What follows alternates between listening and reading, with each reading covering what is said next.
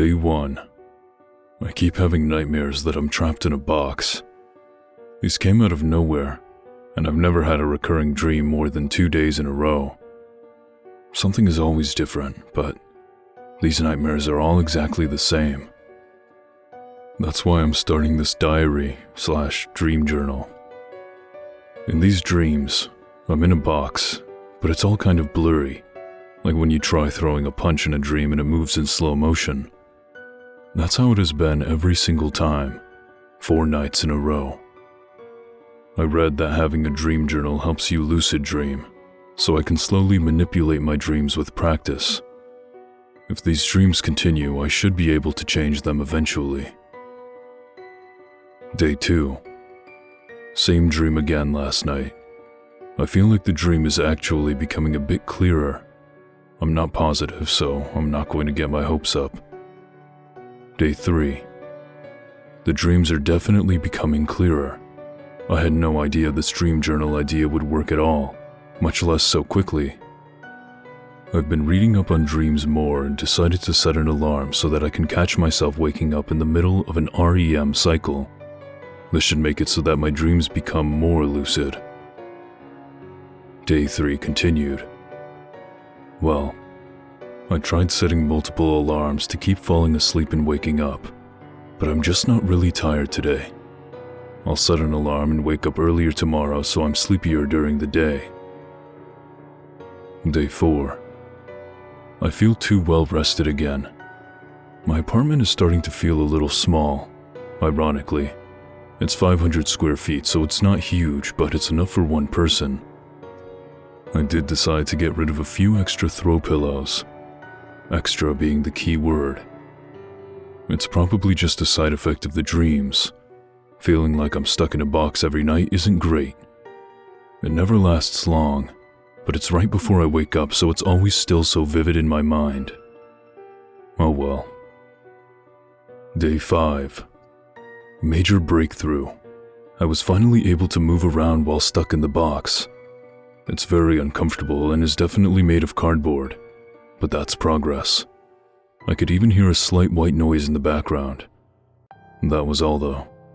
I woke up and for once didn't want the nightmare to end. I love seeing progress. Looking forward to tomorrow. Day 6. Honestly, who even invented throw pillows? I got rid of all the ones I had. My bed looks so nice and clean. Optimal for dreaming. I could smell the cardboard last night. Day 7. Everything is surprisingly clear in the dream now. I could feel the cardboard and it's pretty solid. There's not much give at all. I don't have any way to get out. I'm too cramped to kick or punch, and I don't have any blade or anything. I think with enough lucid dreaming I could conjure one, but at that point would I just be able to dream the box magically opening? Maybe I could give myself laser vision and burn through it. Too much Superman on the brain recently. Day 8. I thought day 7 would mark 1 week, but technically day 8 would be 1 week, right? I'm not sure. I just realized that the dreams become more lucid when I get rid of things, and honestly my apartment has been feeling small ever since day 4. My stuff isn't too expensive, so I'll just get rid of a bunch of things. It's kind of funny. Day 9. Nothing different in this dream. I'm still unable to move or do anything. The white noise sounds sort of like an engine or something. It's a low hum. I don't know if realizing more things about it will help me escape, but can't hurt, right? I'll just focus on everything I can during the dreams. Day 10. Maybe I've been going about this wrong. Maybe I need to force another dream instead of trying to change this one when it happens. Time to focus all my efforts today on one thing. Cooking. The mix of smells and tastes will make my day very memorable, so hopefully my dreams will have me in a kitchen. Day 11. I woke up screaming today. I didn't have a different dream, and this time I felt like I could barely breathe, like the air in the box was running out. I screamed in the dream, then I screamed in real life. Not the wisest tactic when you're running out of air, but it's not like I have much control over these dreams. I can't even control myself sometimes. My apartment was feeling a little stuffy, so I got rid of my couch and some spare blankets and towels. More open air should help. Day 12. The dream is the same every night, but honestly, my real life is starting to feel like a nightmare. I keep feeling like my apartment is getting smaller. I just got rid of some more stuff today. Just things I don't need. It wore me out, so I'm sleeping early tonight. Day 13. The issue seemed to be my big furniture taking up so much space. My TV stand, bookshelf, and desk. I got rid of them all and it's not feeling as cramped. But I don't know how my apartment is feeling so small. Nothing different in the dream. I'm constantly trying to escape with no way to. Focusing on making things apparate doesn't work. Day 14. I got rid of my shower curtain today. My floor gets more wet now, but when I was taking showers it was feeling too cramped. Luckily I have a washer-dryer unit in my closet, so I can reuse my towels as needed. Who would have known those spares would be missed? I smelled a little oil in the dream today. Day 15. I swear my apartment is still getting smaller. I have no idea how, but with the big furniture items gone, I'm unable to comprehend how I even fit them in here. I'm going to try sleeping on the floor tonight and see if I can get rid of my bed too. Day 16. The dream was the same, and I slept surprisingly fine. The bed's already gone at the time of writing this. All of the small things I kept on the bookshelf, desk, etc. have been in storage containers, but I haven't really accessed them in a while, and they're taking up space, so those are going too. Day 17.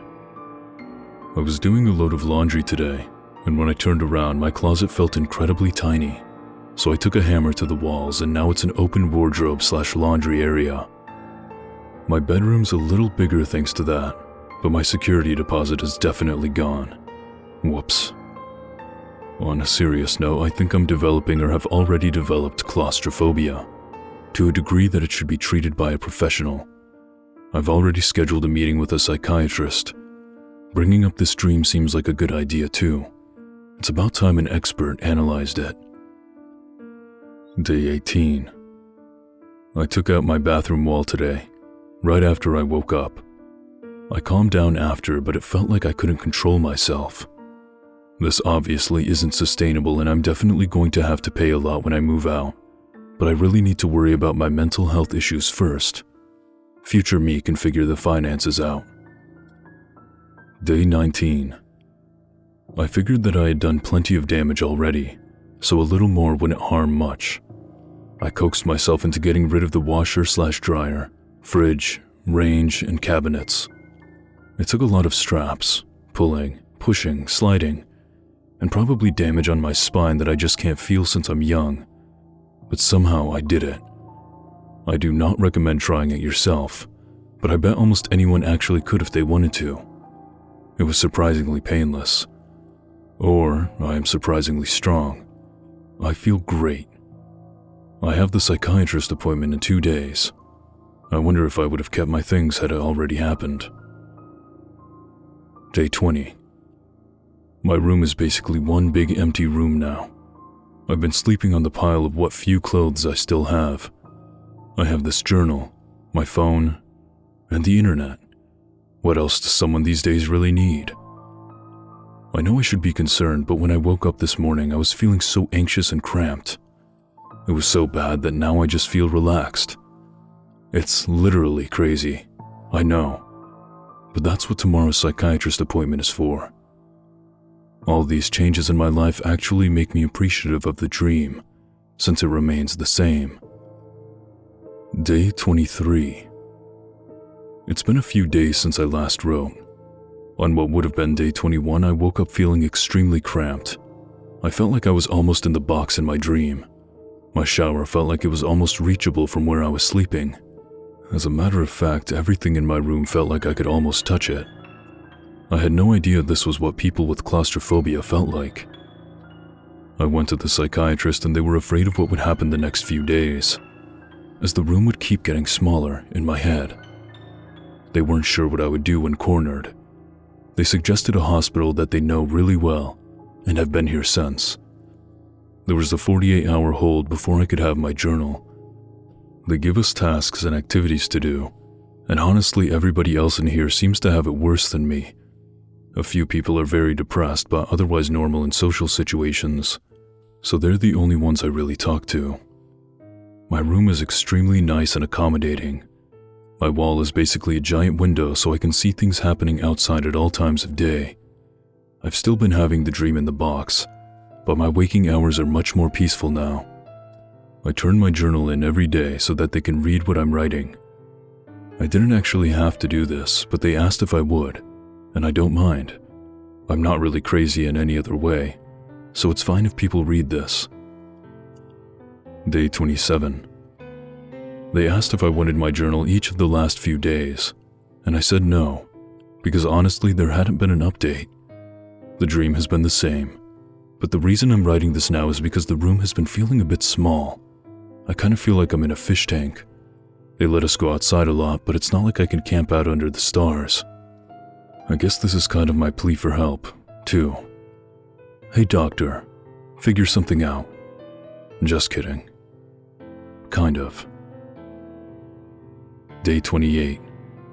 They put stars in my room. Those glow-in-the-dark ones that people have as kids. It's such a sweet gesture. I hope it helps. Day 29. It doesn't help. I woke up in the middle of the night and I guess the stars had lost their charge from the daylight because my room was dark. It felt incredibly small, almost like the box. Day 37. They wanted to see if my journal could have been an issue, so we went a week without it, which was fine. I'm really just trying anything to get better. Something really bad happened, so they decided I could have my journal back. I punched and slammed my head into the wall repeatedly because I felt like it was closing in. They both bled a lot and I lost some hair, but I didn't feel like I had a choice. I didn't want to get crushed by the walls. My body sort of just moved on its own. The room feels like a tiny fishbowl during the day, and the box at night. I was having a hard time distinguishing my dreams from reality this past week. I think I figured it out though. The expression, "pinch me, I must be dreaming," is accurate. Pain is the key. I just wish my hands and head hurt, instead of the box being so uncomfortable.